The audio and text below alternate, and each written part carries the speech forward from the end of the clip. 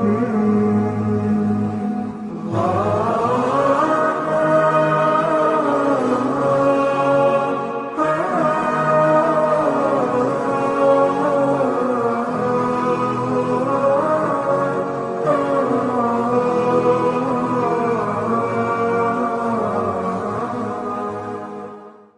حول ولا قوة إلا بالله العلي العظيم. أعوذ بالله من الشيطان الرجيم. بسم الله الرحمن الرحيم. الحمد لله الذي هدانا لهذا وما كنا لنهتدي لولا أن هدانا الله.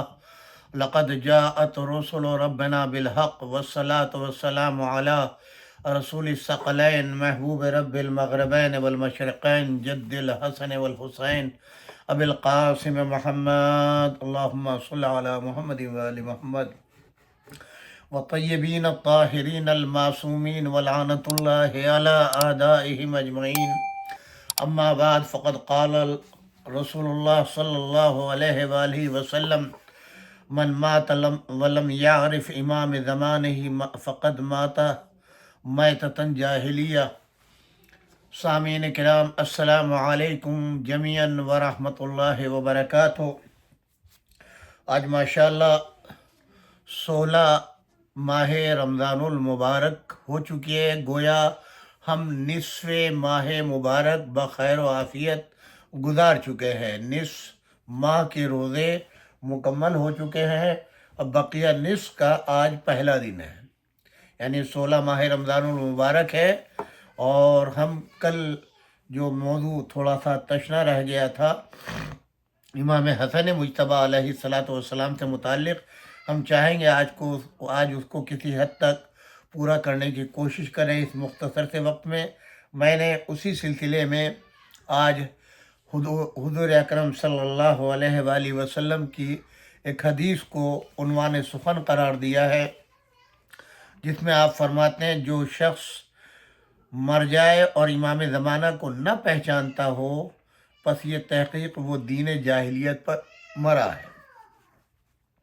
جو بھی اپنے زمانے کے امام کو بغیر پہچانے ہوئے دنیا سے چلا جائے وہ جہالت کی موت مرا ہے. جاہلوں والی یعنی جو اسلام سے پہلے لوگ تھے، اسلام نہیں تھا، کوئی قانون نہیں تھا، کوئی دستور نہیں تھا، کوئی اصول نہیں تھا، اور بات بات پہ لڑائی جھگڑے یہ سب ہوا کرتے تھے. بہرحال کفر شرک اس زندگی کے اوپر دنیا سے جائے گا. آج بھی 12ویں امام حضرت حجت علیہ السلام ارواحنا لک الفدا پردہ غیب میں ہے. ہر مسلمان کا فرض ہے اپنے آخری ہادی کا انتظار کرے، اپنے آخری ہادی کی معرفت حاصل کرے. یہ واقعات اتنے تعجب خیز اور تکلیف دہ ہیں مسلمانوں کے بھی، کہ جنہی نے وہ ظلم و ستم کیا ہے اور وہ سیاست کی چالیں چلی ہیں کہ جو ائمہ برحق تھے وہ سامنے نہیں آئے. جو ائمہ برحق تھے ان کو سامنے نہیں آنے دیا، اور ہر لفظ کے معنی کو حاکم وقت کے منشا اور مرضی کے مطابق ڈالتے گئے. یہ تاریخ ہے پوری. جب آپ تاریخ کا مطالعہ کریں گے تو یہ آپ کو یہ ایک داستان ملے گی، سیاہ اوراق ملیں گے کہ تاریخوں کے اس سلسلے میں کہ ائمہ برحق کو انہی نے آنے نہیں دیا. آیات قرآنی کو جو منشائے حاکم تھا اس کے مطابق اس کو ڈھالا گیا. یہ تو سب کو معلوم ہے کہ بنی امیہ کا جب دور آیا ہے، بنی امیہ سے مراد معاویہ کا جب دور آیا ہے تو انہی نے باقاعدہ محدثوں کو خریدا ہے، مفسروں کو خریدا ہے، مورخوں کو خریدا ہے. اب آپ اندازہ لگائیں جو تاریخ اموی سیاست کے تحت لکھی گئی ہو اور جس منبر سے 70 سال تک معاویہ کے حکم سے امام علی ابن ابی طالب علیہ الصلاۃ والسلام پر سب و شتم ہوتا رہا ہو، دعائے قنوت میں ہوتا رہا ہو، اگر مسلمان کہتے ہیں نہیں ایسا نہیں تھا، تو پھر امام حسن مجتبیٰ علیہ السلام نے سلو نامے کے اندر یہ شرط کیوں رکھی کہ میرے بابا علی ابن ابی طالب پر جو شب و شتم آئمہ جماعت کے ذریعے کیا جاتا ہے وہ ختم کیا جائے، وہ بند کیا جائے؟ کہاں مر گئے تھے مسلمان؟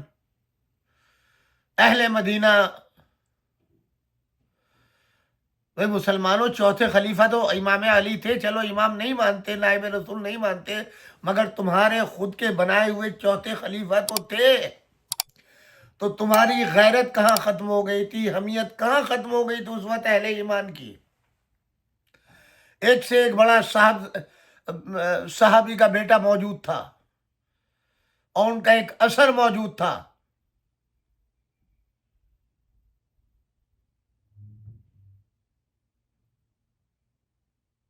آج مسلمانوں میں جو اتنے اختلافات ہیں وہی احادیث کار فرما ہے.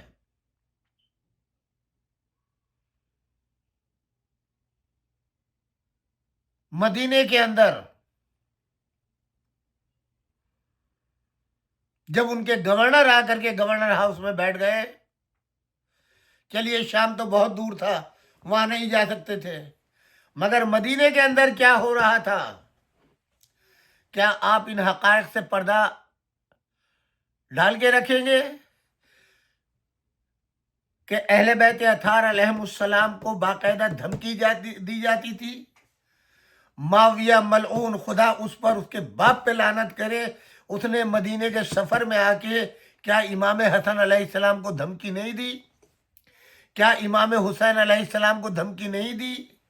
کیا اہل مدینہ کو جو محبان آل محمد تھے ان کو دھمکی نہیں دی گئی؟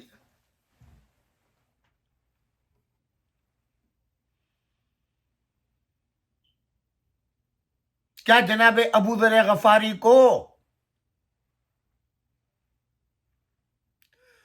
مدینے سے شام نہیں نکال کے بھیجا گیا؟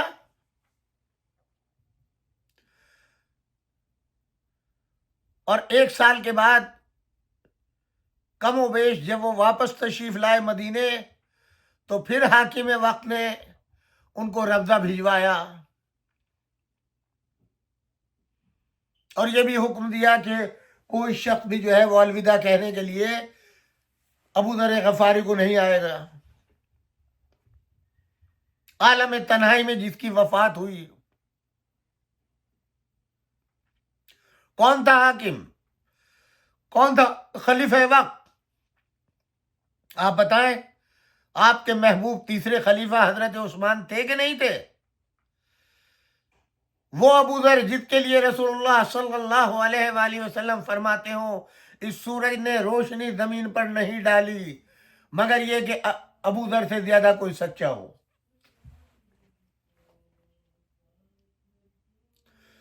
اور ابو ذر کا کام کیا تھا؟ گلی کوچوں میں جہاں 4 آدمی جمع ہو وہیں کھڑے ہو کر کے احتجاج کرنا ہر خلافت کے خلاف، مولا امیر المومنین علی علیہ السلام کی فضیلت بیان کرنا. حج پہ گئے تو مقام حجر اسود پر کھڑے ہو کر کے آپ نے جو ہے وہ اپنا تعارف کرایا اور مولا علی ابن ابی طالب علیہ السلام کی شان میں فضیلتیں بیان کرنا شروع کی. تو علی آنکھوں میں کھٹکتے نہیں ہوں گے؟ جو اس صورت سے علی کا ساتھ دے کیا وہ کھٹکتے نہیں ہوں گے؟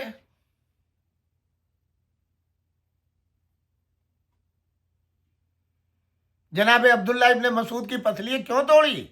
انہی خلیفہ صاحب نے، تاکہ وہ قرآن جو جمع کیا ہے، جہاں انہوں نے تفسیر ساتھ میں لکھی ہے، جہاں مقام لکھا ہے، واقع لکھا ہے کب یہ آیت نازل ہوئی، کس کی شان میں ہوئی، اس کو ختم کرنے کے لیے ان کا قرآن لینا چاہا، نہیں دیا تو ان کی پسلیاں توڑ دی اپنے پیروں کی جوتیوں سے. یہ ظلم کب تک چھپاؤ گے؟ مولانا مودودی کی خلافت و ملوکیت پڑھ لیجئے تو معاویہ کے حالات کا پتہ چل جائے گا۔ کیا ڈرامہ رچا رکھا ہے، وہ کاتب وحی تھا۔ جس بدبخت کو قرآن نہ پڑھنا آتا ہو وہ کاتب وحی ہو گیا تمہارا۔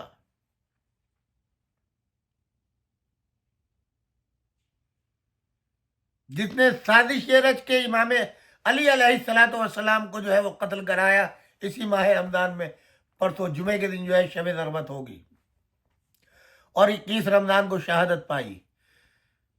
پوری تاریخیں بھری ہوئی ہیں کہ شام میں جب شہادت امیر المومنین کی خبر پہنچی تو باقاعدہ جشن کا سما ہوا، عید منائی گئی۔ پھر امام حسن علیہ السلام کو زہر دلوایا۔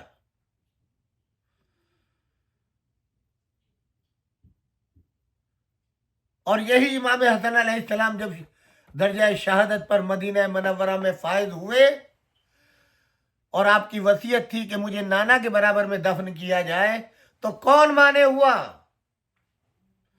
مسلمانوں بتلاؤ کون مانے ہوا؟ خچر پہ بیٹھ کے کون آیا؟ جب جنازہ امام حسین علیہ السلام بنی ہاشم کے ساتھ لے کر کے مدینہ تو پورا کا پورا مسلمانوں کا ہے۔ جس امت نے کل رسول اللہ کے جنازے میں شرکت نہیں کی، بیٹی کے جنازے میں شرکت نہیں کی، وہ امام حسن کے جنازے میں شرکت کریں گے؟ چلیے نہیں آئے تھے،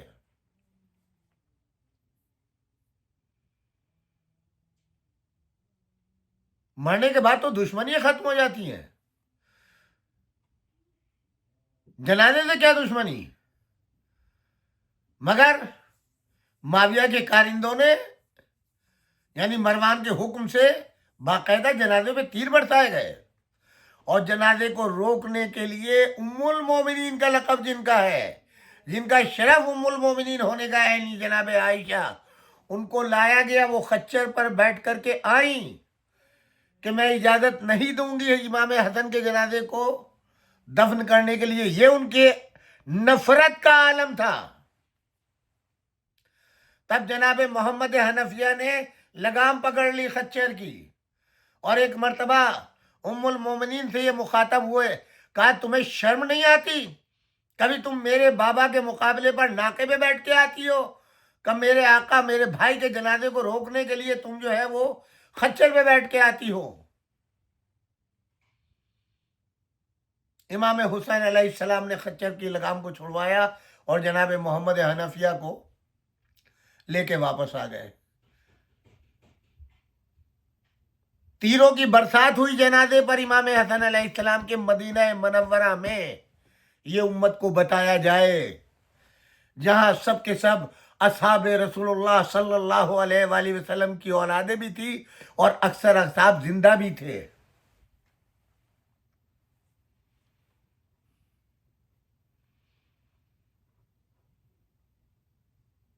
جب عبداللہ ابن عمر اور دیگر اصحاب زادے امام حسین علیہ السلام کو روکنے کے لیے آئے اور کہا فرزند رسول آپ کے لیے مدینے سے بہتر جائے امن نہیں ہے، یہیں آپ قیام کریں، یہی جواب امام نے دیا تھا۔ کل جب میرے بھائی حسن مجتبیٰ کے جنازے پر تیر برسے تھے تو کون آیا تھا بچانے تمہیں؟ جب نانا کے پاس میرے بھائی کو دفن کرنے کے لیے میں لے جا رہا تھا جنازہ، تم میں کون آیا تھا حمایت کرنے کے لیے؟ آخر امام حسین علیہ السلام نے فساد نہیں ہونے دیا، جھگڑا نہیں ہونے دیا، گھر آئے، واپس آئے، کفن بدلا، پھر جنازہ لے کر کے بقی میں لے جا کے دفن کیا۔ مسلمانوں یہ تمہارے بزرگوں کی تاریخ ہے، جو آج تم کر رہے ہو، تمہارے بزرگوں نے جو بویا ہے وہ آج کاٹ رہے ہو۔ جو ظلم و ستم انہی نے کیا تھا اہل بیت پر، آج ان کے ماننے والوں پر تم وہی روا رکھے ہوئے ہو۔ اور یہی بات یزید نے خط لکھ کر کے عبداللہ ابن عمر کو کہی، جب انہوں نے مدینے والوں کے کہنے پر خط لکھ کر کے بھیجا احتجاج کا، یہی بات کہی انہوں نے، ہم نے کچھ نہیں کیا، جس سنت کو تمہارے بابا نے رائج کیا ہے ہم نے اسی پہ عمل کیا ہے۔ یعنی ہم نے قتل کیا ہے یا خیام کو آگ لگائی ہے یا قیدی بنایا ہے، تو ہم نے وہی کام کیا جو تمہارے بابا نے. ان کا اشارہ تھا خانہ جناب سیدہ سلام اللہ علیہ میں آگ لگایا جانا، جناب فاطمہ زہرا پر جلا ہوا دروازہ گرانا، امام علی کے گلے میں رسن ڈالنا، ان حقائق کی طرف توجہ دلانا مفضول تھی. جو کچھ تمہارے باپ نے رائج کیا ہم اسی کو سنت سمجھ کے عمل کر رہے ہیں.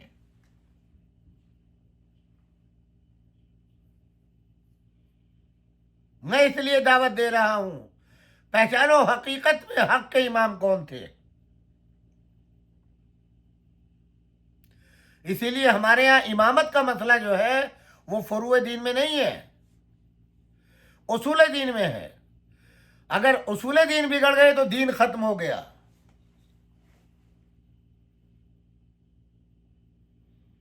توحید ہمارے ہاں اصول میں ہے، نبوت ہمارے ہاں اصول میں ہے، اللہ کی عدالت اصول میں ہے، امامت ہمارے ہاں اصول میں ہے. اگر اصول ٹوٹ گئے تو عمل بیکار ہو گیا. عمل کا انحصار ہی عقیدے پر ہے، عقیدہ بنتا ہے اصول دین سے.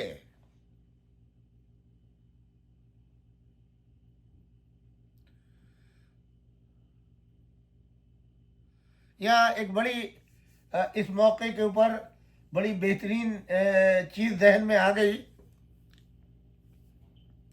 صاحب غدیر 18 جلدیں ہیں غدیر میں، مولا علی کی ولایت کے اوپر. اس کے مؤلف جو تھے بہت پڑھی لکھی شخصیت تھی. اکثر و بیشتر جب جناب زینب سلام اللہ علیہ اور جناب سکینہ کی زیارت کرنے جاتے تھے تو حلب جہاں حضرت زکریا علیہ السلام مدفون ہے، یہاں علماء، ایک تو یہ کہ پورا کا پورا شہر جو ہے 99.9 اہل سنت کی آبادی پر مشتمل ہے آج بھی. اور یہ علماء کا مرکز رہا ہے. صاحب غدیر کے کافی دوست احباب وہاں رہتے تھے، جس میں تجار بھی تھے، علماء بھی تھے.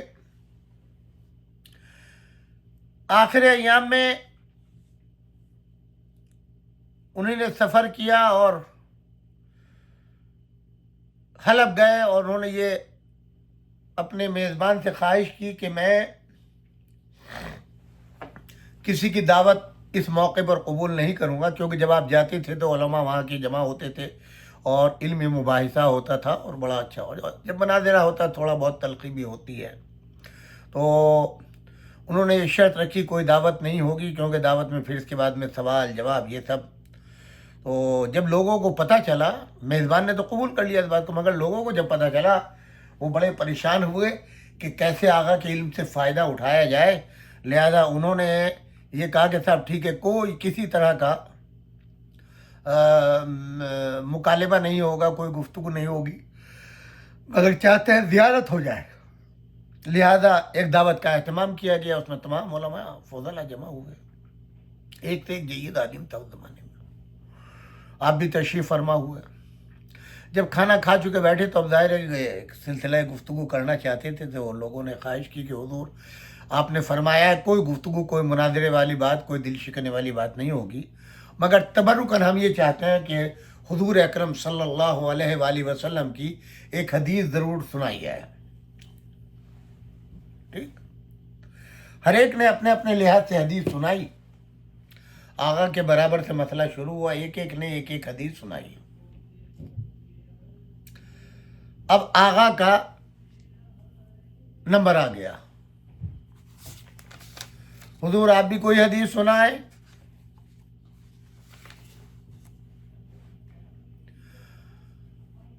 انہوں نے کہا ضرور سنائیں گے. اب وہ موالی حیدر کراری کیا ہے جو وقت کا اور موقع کا فائدہ نہ اٹھائے.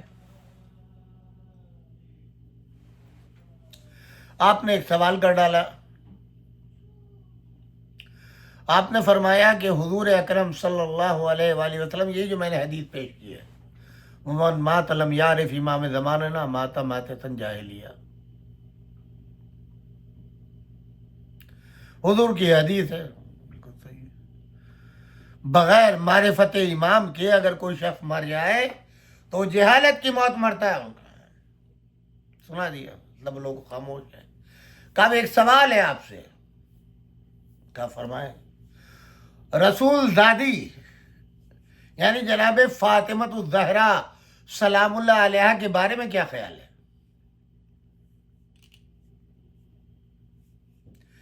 آیا وہ اپنے زمانے کے امام کو پہچانتی تھیں یا نہیں؟ اگر یہ کہے نہیں پہچانتی تھی تو اس کا مطلب یہ ہے کہ امام کی معرفت کے بغیر دنیا سے گئی، اور جو بغیر معرفت امام کے جائے وہ جہالت کی موت کہلائے گی، تو یہ ناممکنات سے ہے۔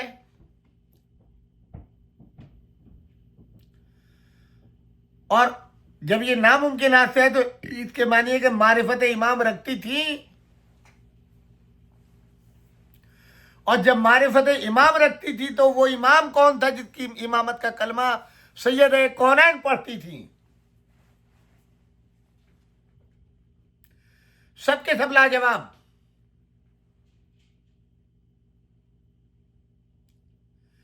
امام سے خطا نہیں ہو سکتی، اس لیے کہ ہمارے عقیدے کے لحاظ تو امام جو ہے وہ معصوم ہوتا ہے، صاحب عصمت ہوتا ہے۔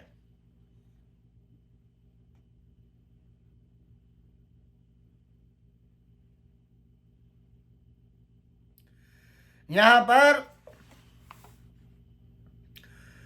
علماء نے، محققین نے جو تعریف کی ہے امامت کی، ہمارے محققین شیعہ جو ہیں ان کا ایک کلیہ وہ کہتے ہیں الامامت ہے الریاست العامہ الالہیہ خلافت عن رسول اللہ صلی اللہ علیہ وآلہ فی امور الدین والدنیا بحیث یجب اتباعہ علی کافت الامامہ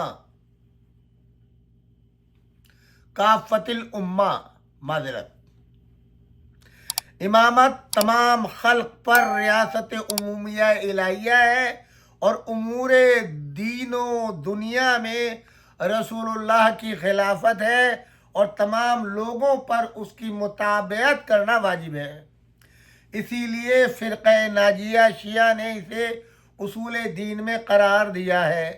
اہل سنت نے اگرچہ نمایاں طور پر اسے اصول مذہب میں نہیں رکھا، مگر حقیقت میں ان کے علماء محققین نے شیعہ کے اس عقیدے کو تسلیم کیا ہے۔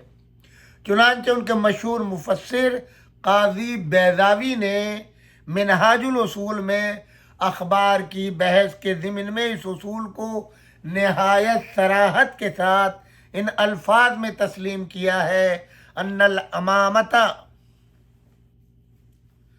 من اعظم مسائل اصول الدین التی مخالفتها توجب الکفر والبدع۔ حقیقتاً امامت اصول دین کے مسائل میں بہت بڑی بنیادی چیز ہے کہ جس کی مخالفت موجب کفر و بدعت ہے۔ ملا علی قوشجی اپنی شرح تجریح میں بحث امامت کے عنوان میں کہتے ہیں ہیا ریاست عامہ فی امور الدین والدنیا خلافت عن نبی صلی اللہ علیہ وآلہ وسلم۔ امامت امور دین و دنیا میں ریاست عمومی ہے اور نبوت کی جانشینی ہے، اور سراپا تعصب قاضی روز بہن نے بھی ان کو نقل کیا ہے کہ امامت ریاست امت و نیابت خلافت رسول اللہ ہے۔ چنانچہ ان کے الفاظ ہیں الامامت عند الاشاعرہ ہیا خلافت رسول فی اقامت الدین و حفظ حوزت الملہ بحیث یجب اتباعہ علی کافت الامہ۔ اشاعرہ کے نزدیک امامت خلافت رسول ہے، دین کا برپا رکھنا اور حوض ملت اسلام کی حفاظت ہے، اس کی مطابعت تمام امت پر واجب ہے۔ اگر امت فروع دین سے ہوتی تو اس کے متعلق رسول اکرم صلی اللہ علیہ وآلہ وسلم فرماتے کہ جو شخص امام کو نہ پہچانے اور مر جائے وہ اہل جاہلیت کے طریقے پر مرا ہے۔ چنانچہ اس حدیث کو اکابر علماء اہل سنت نے نقل کیا ہے، مثلا جمع بین الصحیحین، ملا سعد تفتازانی نے شرح عقائد نفسی میں اور دوسروں نے بھی بئی الفاظ نقل کیا ہے کہ رسول اللہ صلی اللہ علیہ وآلہ وسلم نے فرمایا من ماتا ولم یعرف امام زمانے ہی فقد ماتا میتۃ الجاہلیہ۔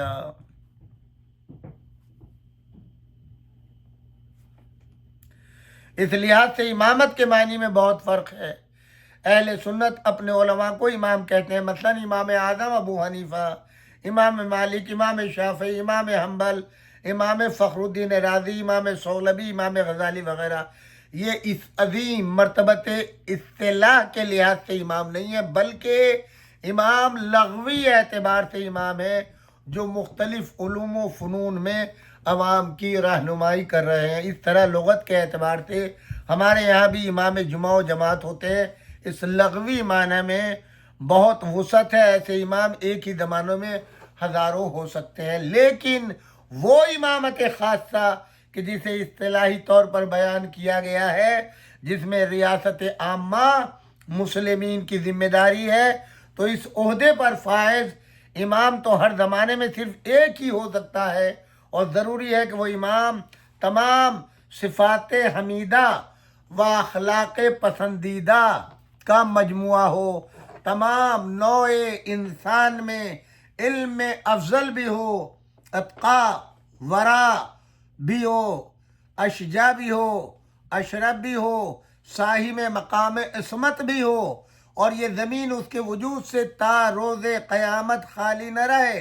ظاہر ہے کہ ایسا امام جو تمام صفات عالیہ انسانیہ کا جامع ہو، اس کا مقام بالا ترین مقام روحانیت میں ہوتا ہے، اور ضروری ہے ایسے امام کا تقرر حق تعالیٰ کی طرف سے، وہ اللہ اس کے رسول کی طرف سے منسوب ہو، اور تمام خلائق میں ارفع و اعلیٰ ہو، اس کا مقام نبوت عامہ سے بلند و برتر ہو۔ چنانچہ اس حقیقت پر قرآنی استدلال فرماتا ہے کہ جان و مال و فرزند کے سیگانہ امتحان کے بعد، جیسا کہ تفاسیر میں موجود ہے، اللہ نے ارادہ فرمایا ہے کہ اس بزرگوار کو رفعت درجہ عطا فرمائے، کیونکہ آپ اس سے پیشتر نبوت و رسالت اور خلقت اولو العزمی کے مناسبت جلیلہ پر فائز تھے۔ کوئی اور مقام ظاہر نہیں تھا جس سے انہیں رفعت و مرتبت حاصل ہو سکے، صرف مرتبہ امامت تھا جو تمام مقامات روحانی سے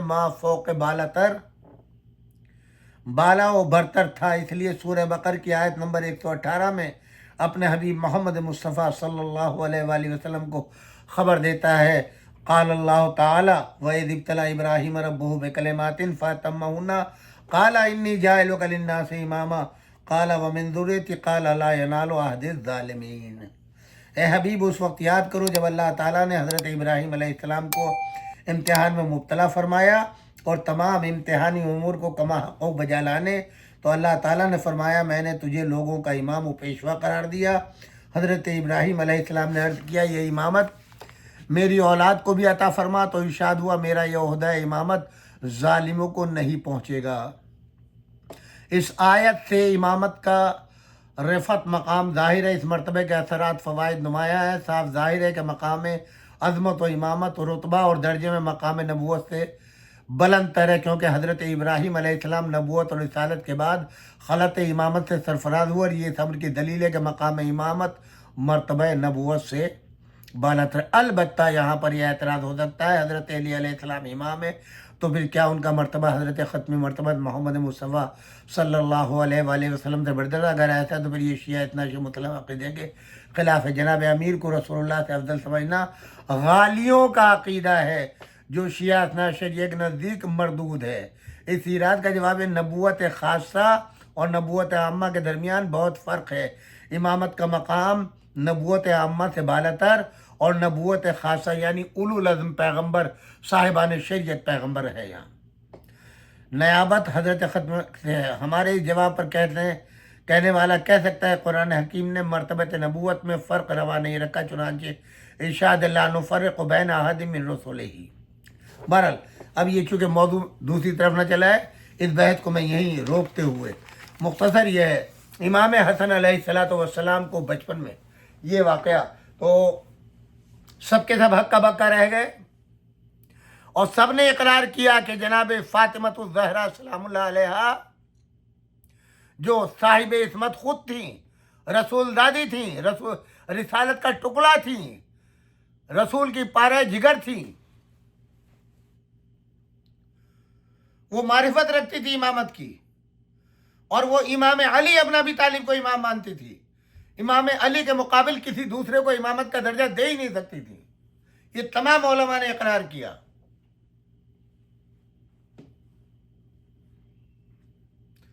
اور اب امام علی کے بعد وہ امامت امام حسن علیہ السلام کو تفویض ہوئی۔ میں نے بتایا تمام علماء اہل سنت کی کتابوں میں یہ حدیث موجود ہے، الحسن والحسین سید شباب اہل الجنہ، وہذان امامان قاما و قعودا۔ بہت سی روایات اہل سنت میں موجود ہے کہ اکثر و بیشتر امام حسن مجتبیٰ کو پیار کرتے ہوئے حضور فرماتے تھے، یہ میرا فرزند مسلمانوں کے دو گروہوں میں قتل و غارت گری کو امت کو بچائے گا، اور وہ صلح امام حسن علیہ السلام کی طرف اشارہ تھا۔ امام حسن کے صلح کی بنیاد بھی وہی ہے جو مشرکین مکہ کے ساتھ رسول اللہ کی صلح حدیبیہ ہے۔ جس طرح شرائط حضور نے رکھے ویسے امام علی نے رکھے، یہ دب کے صلح نہیں ہوئی، بلکہ معاویہ کے گالوں پر ایسا تماچا ہے یہ کہ کوئی کام شریعت و سنت کے خلاف تو نہیں کر سکتا، اپنے بیٹے یزید کو اپنے بعد کسی کو بھی خلیفہ نہیں بنا سکتا، جتنے شرائط رکھے تھے ان تمام شرائطوں کی خلاف ورزی کی ہے معاویہ نے۔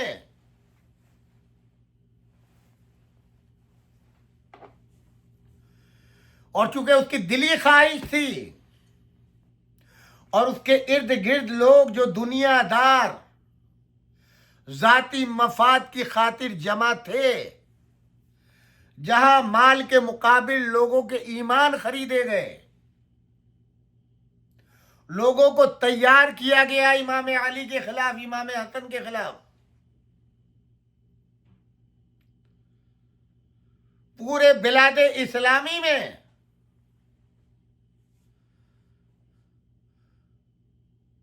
وہ فوجی رول قائم کیا ہے کہ جو ہم کہیں وہ کرو، وہ کہو، جو ہم کریں وہ تم کرو۔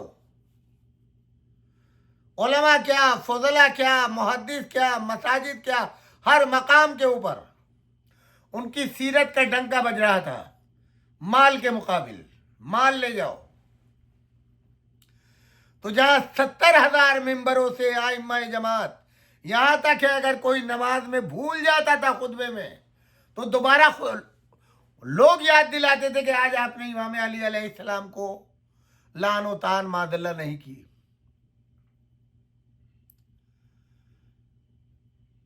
تو مسلمانوں کے ایمان کہاں گئے جو چوتھا خلیفہ مانتے تھے؟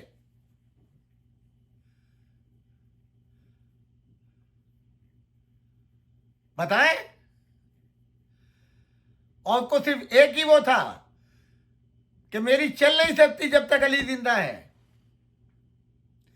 لہذا مولا علی کو درجہ شہادت پر پہنچایا، اور امام حسن سے جب معاہدہ کر لیا تو اب یہ تمنا تھی کہ اپنے بیٹے کو خلیفہ کیسے بناؤں، لہذا ضروری تھا کہ امام حسن مجتبیٰ کو بھی راستے سے ہٹایا جائے، جس کے لیے اس نے ایک سازش رچی، اور امام حسن کے خون کا دبا معاویہ کے دامن پر ہے۔ معاویہ کی سازشوں کا نتیجہ ہے امام حسن مجتبیٰ کی شہادت۔ ایسا کریم ابن کریم امام، فرزند رسول، زہرا کا لخت جگر، جس بچے کو ہر وقت سینے سے لگائے رکھتے ہوں اور کاندھے پہ رکھتے ہوں. یہ مناظر تو ان تمام اصحاب نے اپنی آنکھوں سے دیکھے ہیں، ان کے فضائل تو کانوں سے سنے ہیں. یہ پہلا فرزند ہے جو نسل محمدی صلی اللہ علیہ وآلہ وسلم کہلایا.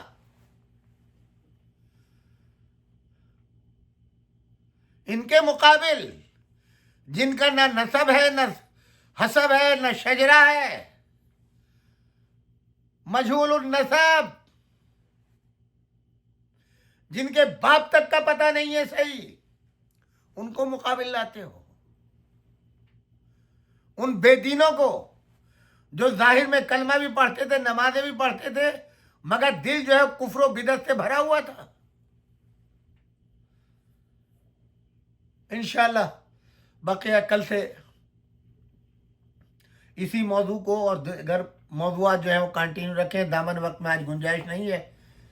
پروردگار آپ سب کو سلامت رکھے، آپ کے رزق میں خیر و برکت دے، آپ کو کسی کا محتاج نہ رکھے، اور آپ کی ہر دلی مراد کو پورا فرمائے. جو مومن و مومنات بیمار ہیں پروردگار ان سب کو شفا عاجل و کامل عطا فرما. ہماری صحیح و کوشش کو قبول فرما. ہماری یہ جتنی محنت ہے صرف آپ کو راستہ دکھانے کی دعوت ہے، اس کے سوا کچھ نہیں. اور اگر تھوڑی بہت لہجہ تیز ہوتا ہے، انداز بدلتا ہے، وہ صرف جو اہل بیت اطہار علیہم السلام پر ظلم و ستم ہوا ہے اور وہ پڑھتا ہوں دیکھتا ہوں تو دل کوڑتا ہے. ہر مسلمان کی یہی کیفیت ہونی چاہیے. جو وارثان جنت ہیں ان کے اوپر اتنا ظلم رکھا ہوا ہے. جو کائنات کا سردار ہے رسول، اس کی اولاد پر، اور پھر ان کے پیروکار ہوں اور کہلاتے ہوں کہ ہم امت محمدی ہیں.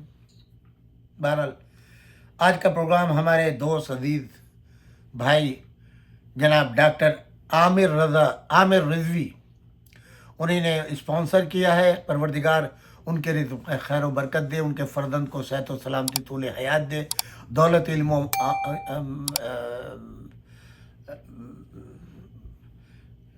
و ایمان سے مالا مال فرمائے، اور کوئی غم نہ دے سوائے غم کربلا کے. ان کے مرحومین کے لیے، آپ کے مرحومین کے لیے، میرے مرحومین کے لیے ایک سورہ فاتحہ کی گزارش ہے. ڈاکٹر عامر صاحب کے مرحومین، ان کی والدہ ماجدہ فریدہ سیدہ بنت کرامت حسین، والد سید ابراہیم رضوی ابن سید علی مقدس رضوی، ان کے چچا جناب سید اسماعیل رضوی ابن سید علی مقدس رضوی، اور بقیہ دیگر ان کے خاندان کے مرحومین، آپ سب کے مرحومین، میرے والدین مولانا سید تلمیذ الحسین رضوی کے لیے اور جناب باقر رضوی صاحب کے لیے جن کا حال ہی میں انتقال ہوا، سورۃ الفاتحہ. ربنا تقبل منا انک انت السمیع العلیم. والسلام علیکم جمیعا ورحمۃ اللہ وبرکاتہ.